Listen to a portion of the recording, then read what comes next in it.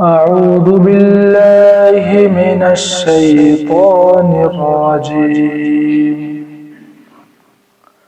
بسم الله الرحمن الرحيم.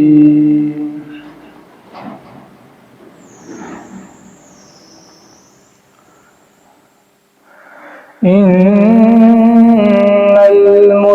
المتقين في ظلال وعيون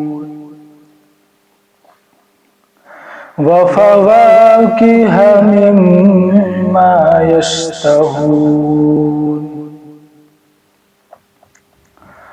كلوا واشربوا هنيئا بما كنتم تعملون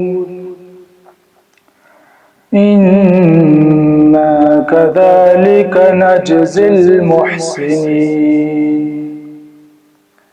ويل يومئذ للمكذبين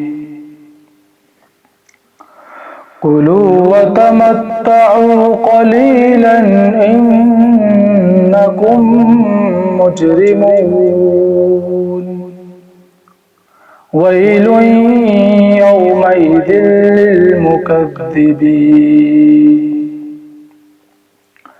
وإذا قيل لهم اركعوا لا يركعون ويل يومئذ للمكذبين فبأي حديث بعده يؤمنون صدق الله العظيم.